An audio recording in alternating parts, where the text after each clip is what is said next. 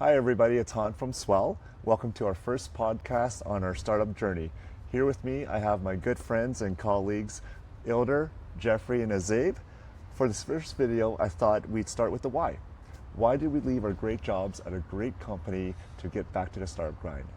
And I think for anybody thinking about starting a company or joining a startup, I think this should be the first question and probably the most important question you should ask yourself. And with all of our videos, we're going to commit to keeping it short, raw, and authentic so that you feel what we feel on this journey. All right, let's go ahead and get started. Okay, Ilder, what's your why? Well, since I remember myself, I always was attracted to hard problems, solving hard technical problems. That's why I went to engineering. But I later realized, maybe once I joined the rally team journey, that I actually attracted to problems that actually impact people's lives, and I can see that impact in life mode for myself. And for me, that's the reason. Like, I want to actually work on products that impacts people's lives. What we're building at Swell, I believe, will help people to stay humans and build relationships. And to me, that's important because I do believe we need to help people to stay connected and at the same time make companies grow faster. That's my why. Jeffrey. Thanks, Soder. I agree with everything you said, and also for me personally, I think a big part of it's also being able to see the kind of impact that you're actually creating, and having that really tightly knit feedback loop. So thinking back on my career, I've been a front-end engineer for most of my life, so it's really easy to immediately see the impact of what you've made, what you've changed. You see the results right away. I think the same as in companies as well as with a startup, because you have so much impact on what happens with the company as a small team, every single thing you do, you immediately see the outcome of what happens. Whereas at a large corporation, you don't necessarily see the outcomes of your decision making until maybe a few years down the road. And sometimes it's really hard to say what is directly connected to your decision making versus what is actually just a lot of other factors involved. So that's a big part of why I enjoy the startups. I would say similar to Elder. Initially in my career, I was really attracted to challenging things, and I've been very lucky. When I started my career, I started working on cloud-native applications, building and scaling in the cloud. This was when Azure just had like 2 or 3 applications in their web portal, and then within 4 or 5 years, I switched to doing AI and machine learning, and that's what I've been doing for the past 6-7 years. So the technical problems have luckily always been there for me, but I've quickly realized over time that an important aspect of work is who you work with. Yeah. So I mean, I spend more than half of actually a lot more time with you guys than I do even with my wife. So I want this experience. I want to work with the people who I trust, and who I can actually really get along with and build really cool applications and have really amazing experiences with. And I think that's what our motto at Swell. Swell is not only to have an amazing journey ourselves, but also facilitate the same experience for our customers so they can go on and grow their own businesses and have an amazing experience themselves. So that's my why, and that's why I'm at Swell. What about you, Han? I think you guys summarized my why. It's like, having a positive impact on society.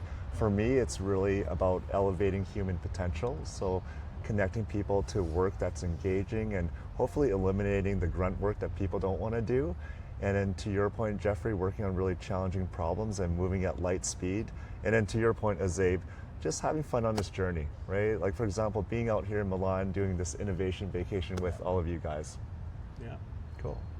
All right, next question. Do you think startups is for everyone? And tell me the good, bad, and ugly. I would say startups are not for everyone, but my take is that everyone should try a startup. The analogy I would use is it's the same difference between a startup and having a corporate job. It's the same difference as learning something in a university and actually learning on a job. So there's almost like a 10x or more difference between that learning, and I think the startup learning experience is 10x more of what you would do at a corporate job, because we are forced to do everything, especially at a very early stage startup. Yeah. So I think that's why, even if it's not for you, because there's a lot of volatility, you need to be able to be very comfortable with change, a lot of financial instability as well. It might not be as lucrative as a corporate job, as all of us know, since we've quit our cushy corporate jobs. But it's a lot of fun and it's a lot of growth. So definitely try it out, and maybe you realize it's not for you, but you'll take a lot out of it, and hopefully it'll be something that you can leverage into doing a better job at your corporate job. Yeah. Jeff? Thanks, Azib. Yeah, no, I agree a lot about the learning aspects. I think going through the startup journey myself before was probably one of the biggest accelerators of my own career. I will say, I don't know that it's not necessarily that it's not for everyone, but I think there is a time and place, and you really have to ask yourself, is this the right timing for yourself? For myself specifically, I currently have a 4-year-old son. Family life definitely keeps me busy as well. So a lot of times finding that balance between startup life versus family life can be difficult. It is a big commitment.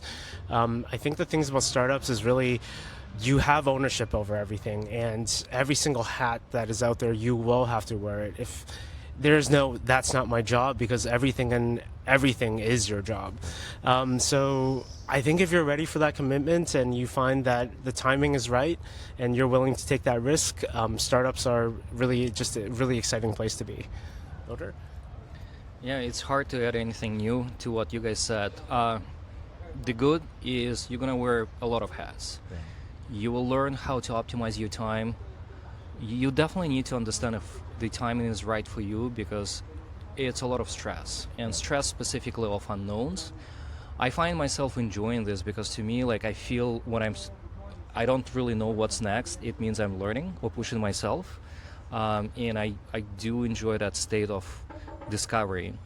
The ugly, yeah, for sure. You're gonna do things like HR, taxation, documents, and it's not part of engineering per se. But at the same time, you start kind of organizing your day better. You actually become more efficient with your solutions. So I think you just need to listen to yourself. I agree with Jeffrey.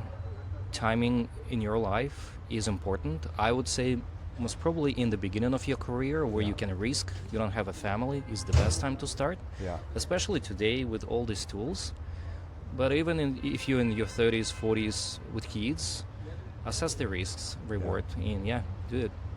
Yeah, I would just double click on what you guys said about timing. I think timing in your life is important, and also timing in the startup's life is also important. Yeah. Right? I don't think early stage, especially being a founder, is for everyone. Right? There's a lot of unknowns, a lot of volatility. It's a roller coaster ride, as you guys know, and not everybody likes roller coasters, and that's fine.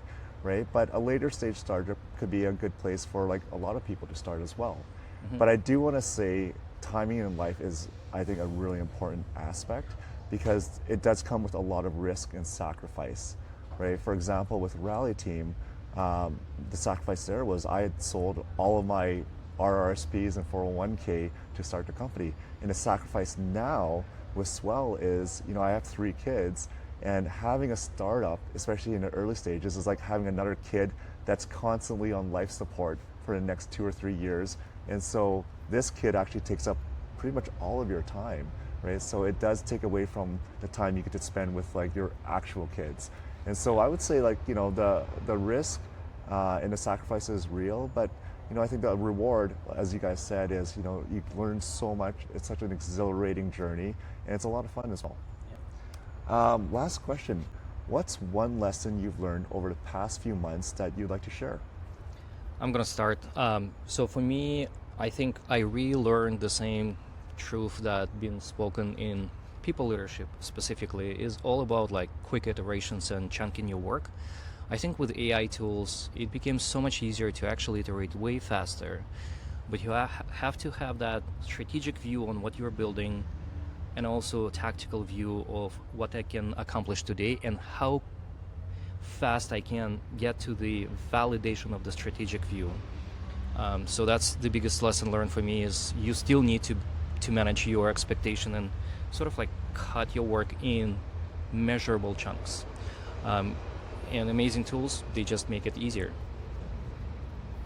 Yeah, I'd like to expand on the AI tooling as well. I think especially in the last year or so, since starting the startup, it's been so much learning, and it's really reinforced what I already really was passionate about, which is lifelong learning and just having a growth mindset.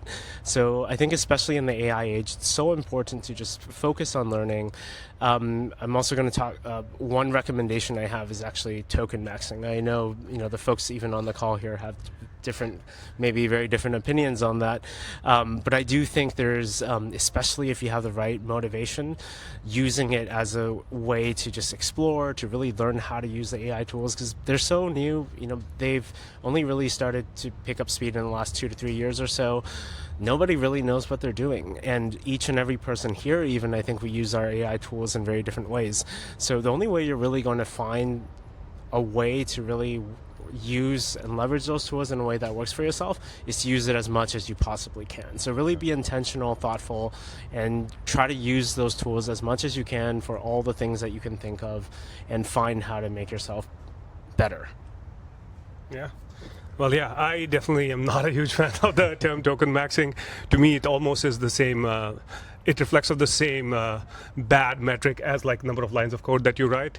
But I think the intent, the underlying intent, is important, which is what you touched upon, Jeffrey. You can token max by generating a bunch of ChatGPT images or Gemini images as well, right? But that's not the goal here. The goal is to be very intentional about automating your work. What I've found, my biggest takeaway has been that AI has actually made building things a lot more fun. Even as an engineer, where your instinct was traditionally to be like measure efficiency based on the number of features you're able to deliver or the outcomes you're able to deliver, but now you're able to deliver the same outcomes, but focus at a much higher and strategic level, whereas you can use these coding tools to effectively guide your work. And also at the same time, I've been able to automate a lot of the parts of my job that I traditionally found boring and did not enjoy. So for example, doing a lot of research and digging into a bunch of resources, now all of that is at the fingertips, and you can write tons of workflows and automations to take care of that.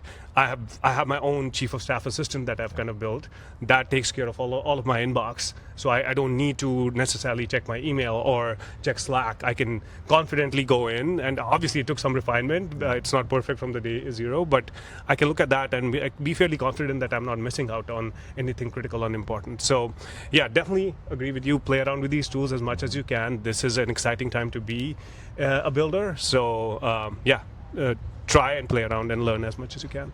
Yeah, I agree with all that. I think my biggest lesson learned has been just unlearning the ways I used to do things. And Jeffrey, you talked about a growth mindset. I think in addition to that, approaching problems with a beginner's mindset, right? Because oftentimes, especially someone with like 20 years of experience, you have your ways of approaching problems, but with all these new AI tools, there are probably more efficient ways of approaching and solving these problems. So, my lesson learned is approaching problems with a beginner's mindset, but then evaluating the solution and refining it with your experienced mindset. All right, as promised, we said we're gonna keep this video short, so we're gonna end it here. But thank you for joining us. If you have any questions or feedback, please comment below. And looking forward to having you join us next time. Bye, everyone. Bye.